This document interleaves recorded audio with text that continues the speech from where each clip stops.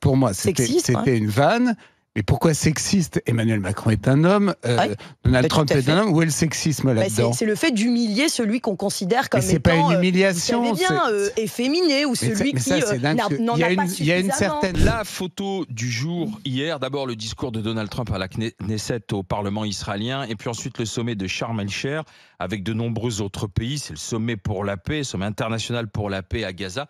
Et à un moment, Donald Trump, à la tribune, on sentait bien qu'il était dans un moment d'euphorie, le président des États-Unis. Il a cherché Emmanuel Macron. Merci beaucoup, Emmanuel. J'imagine qu'Emmanuel se tient quelque part, derrière. Où est-il? J'ai du mal à croire que tu fais profil bas aujourd'hui. C'est mon ami, c'est bien. Merci beaucoup, Emmanuel. Je lui dirai les mots bleus, les mots qu'on dit avec les yeux, parler me semble ridicule. En fait, Donald Trump était en train de se féliciter du sommet pour la paix. Il était en train de remercier les efforts des uns et des autres, et notamment du président de la République, Emmanuel Macron.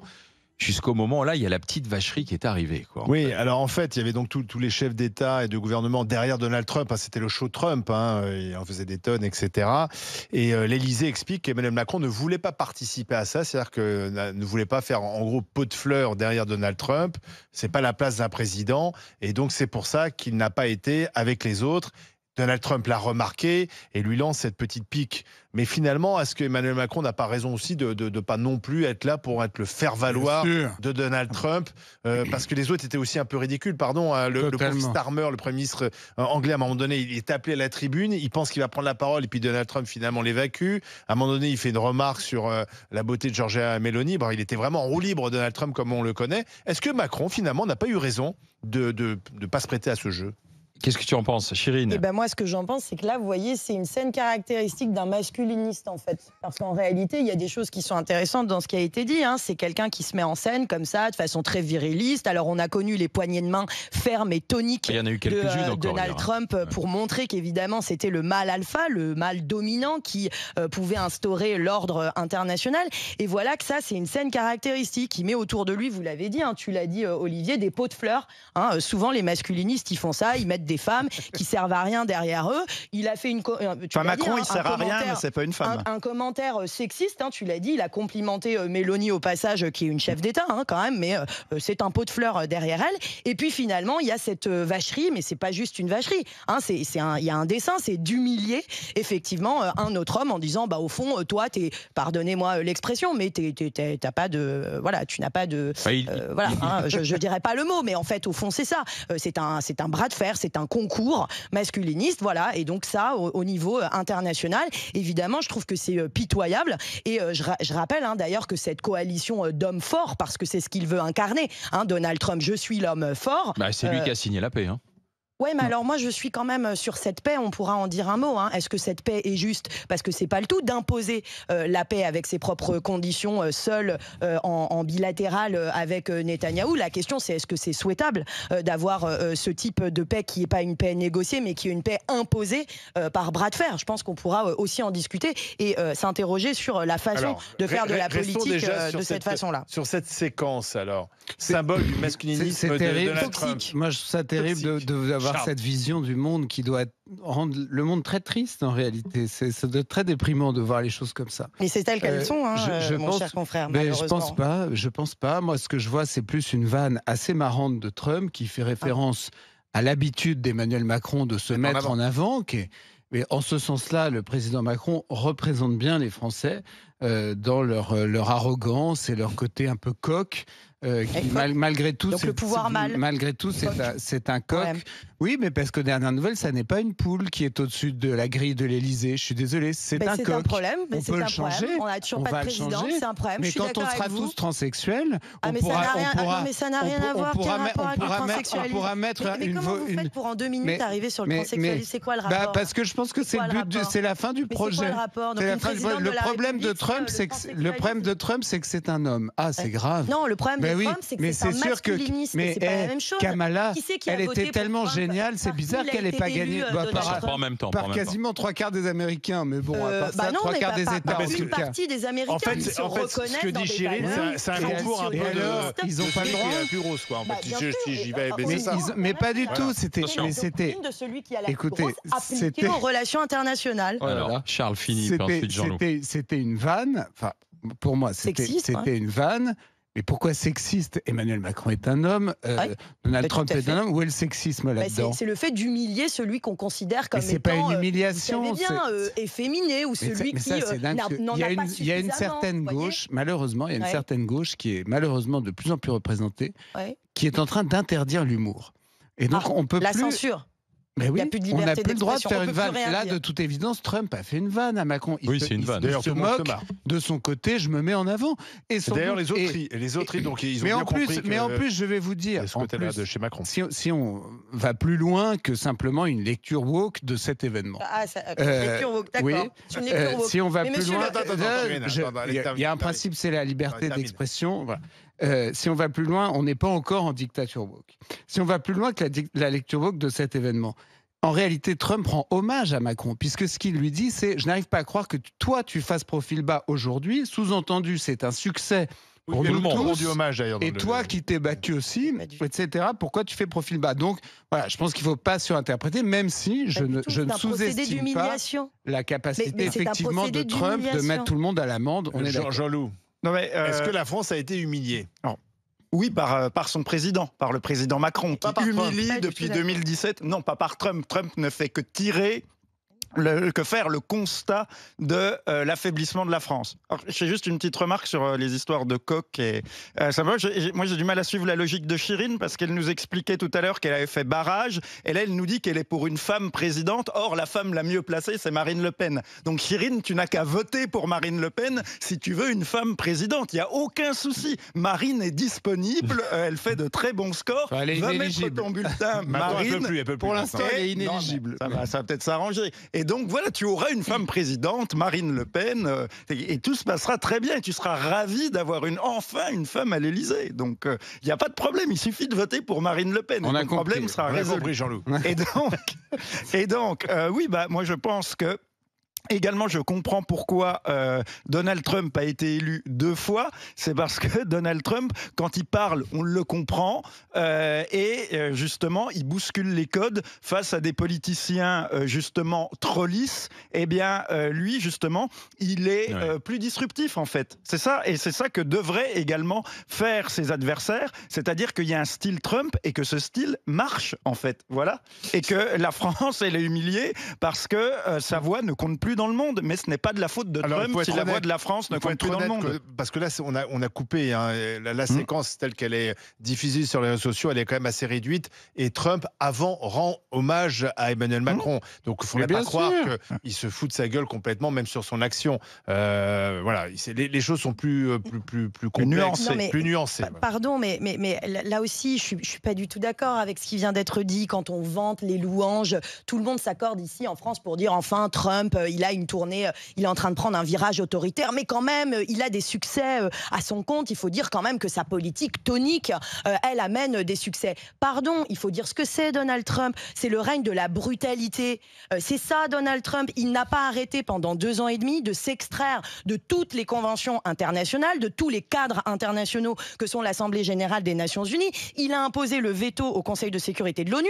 Et voilà que là, il se met en scène en disant « Je suis celui qui décidera pour l'ordre du monde ». C'est ça Donald Trump. Oui, donc on vient de le dire, qu'on vienne vanter ses succès. Mais c'est quoi le succès de Donald Trump? Que les otages dorment chez eux ce soir. Que les otages israéliens dorment chez eux ce soir. Je suis d'accord avec toi. Donc si aujourd'hui on est d'accord sur le fait qu'il faille s'extraire du droit et de se poser en seul défenseur du monde, eh ben, il faut être honnête avec ça et le dire. Et dire qu'on est d'accord avec ça. Moi je suis d'accord.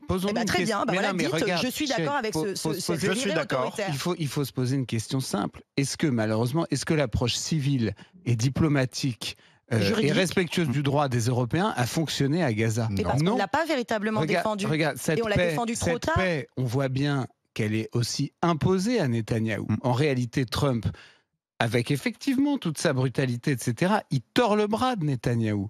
Face à Netanyahou, malheureusement, c'est terrible à dire, mais moi j'ai le sentiment en tout cas qu'une approche polie ne fonctionne pas. Mais il faut un type qui met en fait, qu'est-ce qu'il représente? C'est pas Trump tout seul. Derrière, c'est toute la puissance américaine. C'est parce qu'il est assis sur la puissance américaine qui peut comme ça tordre le bras de tout le monde. Israël ne peut pas faire sans les États-Unis. Mais crois-moi que les familles des otages de Gaza et les pauvres gens de Gaza martyrisés depuis des mois, tout ce monde-là a peut-être envie qu'on arrive à la paix. Et donc moi, si on y arrive par la brutalité trumpienne, ça me dérange pas. Xavier, bonjour. Bonjour Xavier. Bonjour. Bienvenue Xavier de l'Allier. Qu'est-ce que vous dites qu'est-ce que vous en dites de cette petite séquence? Alors, est-ce que on s'est fait marcher dessus ou pas alors? Alors moi déjà, je suis pas du tout un fidèle de Macron, je suis même un opposant, voilà. Mais pour le coup, il a eu raison de pas aller à la tribune. La méthode Trump, alors peut-être qu'elle a marché, mais je pense que ça aurait été historiquement, les États-Unis sont un partenaire d'Israël, et ça aurait été un autre président, peut-être que ça aurait marché aussi. La négociation serait passée plus en coulisses, ça aurait été moins le show, mais je pense qu'en coulisses aussi, d'autres présidents auraient pu muscler le jeu. Oui, la méthode Trump, moi, elle est détestable. Quand on a vu ce qu'il a fait avec Zelensky, ok, il négocie, il est ferme, tout ça. Bon, à la limite, ça, je peux l'accepter, mais qu'il humilie les gens de telle manière, ce qu'il a fait à Zelensky, c'est juste insupportable. Et ce qu'il fait à Monsieur Macron, franchement, ça, pour moi, c'est petit, c'est nul, quoi. Voilà, c'est nul. Et c'est clair que son attitude de patriarche là, oui, c'est la vieille école. Voilà, c'est tout ce que moi j'essaye de pas cautionner, parce que c'est vrai que son attitude avec les femmes, elle est quand même très négative. Bon, moi franchement, Trump, ok, il a peut-être eu là sur le coup, mais là, je pense qu'il faut pas l'encenser. Vous avez écouté le discours qu'il a tenu à un moment donné? Alors, j'ai pas tout écouté, mais à un moment donné, il a parlé. On a vendu. Alors, j'ai pris une bride sur les infos. On a vendu des armes à Israël, des bonnes armes que je connaissais même pas, et ils les ont très bien utilisées. Voilà. Ok, il y a la paix, mais moi je peux pas dire youpi, super, tout est bien, quoi. Trump. Alors attendez Xavier, parce que vous faites réagir Jean-Loup Bonamy. Oui, mais excusez-moi, il me semble qu'il y a deux choses tout à fait différentes. D'un côté, il y a les propos de Trump, on peut apprécier le style ou pas, et de l'autre, il y a les résultats. Ce soir, au bout de 2 ans de cauchemar, les otages dorment chez eux. Il y a 200 000 Gazaouis qui sont en train de regagner les zones dont ils avaient été chassés. Et ça met fin à 2 ans de cauchemar, à la fois pour les otages et pour les Palestiniens. Et c'est un succès majeur, où Trump, en effet, a à la fois tordu le bras de Netanyahou, qui voulait continuer la guerre, et en même temps tordu le bras du Hamas via son ami Erdogan, qui a fait pression sur le Hamas pour le compte des États-Unis. Et c'est un succès majeur. Et vous, tout ce que vous retenez, c'est « Ah oui, mais il a fait des plaisanteries sur les armes américaines qui sont un peu de mauvais goût ». Mais ça, c'est tout à fait secondaire par rapport aux vies humaines qui ont été sauvées, celles des otages et celles de la population civile palestinienne. Je veux dire, le mauvais goût de Trump, qui choque d'ailleurs moins aux États-Unis qu'en France, le mauvais goût un peu à l'américaine de Trump, c'est quelque chose de tout à fait dérisoire par rapport aux vies humaines et par rapport aux résultats diplomatiques colossaux qui ont été obtenus. Je ne sais pas si vous vous rendez compte de ce qu'il a réussi à obtenir. On a posé la question sur les réseaux sociaux, et merci à vous Xavier de Alors l'Allier. qu'il soit vulgaire, on s'en fout. Est-ce que la France a été humiliée avec ce qu'a dit Donald Trump? Vous dites oui quand même à plus de 74%. Avec Chirine Ardacani, avec Jean-Loup Bonamy, avec Charles Concy. Dans un instant, on va accueillir Anaïs Inès-Sainz pour le On s'en fout. On s'en fout pas. On a la date d'incarcération de Nicolas Sarkozy. Est-ce qu'on s'en fout ou pas? Le Conseil d'État qui met fin à la procédure sur les notes de frais d'Anne Hidalgo. Est-ce qu'on s'en fout ou pas? A tout de suite avec les grandes gueules. Il est 10h20. Bonjour Anaïs Inès-Sainz. Bonjour les GG, bonjour à tous. J-7, c'est mardi prochain, le 21 octobre, que Nicolas Sarkozy se retrouvera derrière les barreaux. Est-ce qu'on s'en fout ou pas, Chirine? Non, on s'en fout pas. Charles? On s'en fout pas. Jean-Loup? On ne s'en fout pas. L'ancien chef d'État sera incarcéré à la prison de la Santé suite à sa condamnation dans l'affaire libyenne du financement de campagne. Une détention dans une cellule individuelle avec des équipements modernes. Une demande de remise en liberté sera déposée par ses avocats dans la foulée, avec une décision attendue sous 2 mois. Sarkozy qui profite donc de sa dernière semaine de liberté pour célébrer notamment l'anniversaire de sa fille Giulia. Chirine? Non, mais vous savez, moi je suis avocate pénaliste, c'est toujours quelque chose de grave pour un avocat ou une avocate quand quelqu'un va en prison, la prison, c'est pas drôle. C'est pas le peu de l'avoir dit et répété. D'ailleurs, Nicolas Sarkozy, lui, était un grand fan de la prison, mais je crois que malheureusement pour lui, il va pouvoir voir que c'est pas drôle. La prison, que la France a été condamnée à plusieurs reprises par la Cour européenne des droits de l'homme pour l'indignité de ces prisons, parce que en fait, pendant 22 heures sur 24, il va être enfermé. C'est un chef de l'État, et puis il va avoir le sort de tous les détenus en réalité. Alors peut-être que lui, il n'aura pas l'honneur et le plaisir d'être à 3 dans une cellule de 9 mètres carrés avec un de ses acolytes sur le sol, parce que c'est le sort en fait de tous nos clients et de tous les détenus. Et peut-être que quand il sortira, je le souhaite, eh bien, il aura une réflexion sur la réinsertion sociale des personnes qui ont pu connaître la prison, et que peut-être ce sera un homme nouveau. En tout cas, je le souhaite. Charles. Moi, ce qui me désespère là-dedans, c'est le fait que de plus en plus, on ne laisse plus aux gens la possibilité de bénéficier de leur appel. Ça, c'est quand même une nouveauté récente de la part des tribunaux. On l'a vu pour Marine Le Pen, on le voit là pour Nicolas Sarkozy, on le voit dans plein d'autres cas, effectivement, pour des gens qui sont moins célèbres, dans d'autres affaires. De plus en plus, les juges ne veulent pas que les justiciables bénéficient du délai, en fait, que leur offre l'appel. Et ça, c'est une nouveauté qui, à mon sens, est regrettable, puisque dès l'instant où vous faites appel de votre condamnation, vous restez présumé innocent, vous n'êtes pas condamné définitivement, et je considère que c'est une forte régression. Et on la voit là à l'œuvre sur Nicolas Sarkozy, et j'ose espérer, vous savez que moi aussi, je défends quelqu'un dans la même affaire, donc je connais un peu ce dossier. Qui est à la santé d'ailleurs, qui est en prison. Qui est incarcéré également. J'ose espérer que ces messieurs présumés innocents seront remis en liberté d'ici à leur audience devant la cour d'appel, et qu'on n'ira pas nous trouver des prétextes pour les maintenir en détention. L'appel est prévu pour quand? Parce que c'est important. L'appel, on ne sait pas encore, mais ce qui se dessine, c'est le mois de mars prochain. Jean-Loup Bonamy. Ouais, je feuilletais Le Progrès, le journal local de la région lyonnaise, et je voyais qu'il y avait eu un incendie volontaire dans un restaurant, et que l'auteur de cet incendie avait déjà écopé de 160 condamnations différentes, mais qu'il était toujours dehors. Donc ça, c'est la France. En fait, c'est la France. Un ancien président accusé dans une sombre histoire qui repose sur un document qui, en fait, est un faux, dans laquelle il n'y a aucune preuve. Lui, il va dormir en prison. Par contre, dans la rue, circulent des psychopathes qui ont enchaîné 160 condamnations, certains qui ont tué père et mère, mais qui, eux, sont toujours d'accord. Donc moi, je m'étonne toujours un peu devant le spectacle que la France de 2025 offre au monde, ces contrastes un peu surprenants. Je suis toujours un peu surpris. On enchaîne. Anaïs. Le Conseil d'État, les GG, qui met fin à la procédure portant sur les notes de frais d'Anne Hidalgo. On s'en fout ou pas, Chérine? Pas de commentaires. On s'en fout. Charles. On s'en fout pas. Jean-Loup. On s'en fout pas. Oui, fin de l'histoire. Pour l'association L'Union Parisienne qui se bat depuis 5 ans pour réclamer la transparence des frais de représentation de la maire de Paris, eh bien, le juge suprême administratif vient de mettre un point final à cette procédure sans explication, à part cette petite phrase. Aucun de ces moyens, je cite, n'est de nature à permettre l'admission du pourvoi. Charles, pourquoi tu t'en fous pas?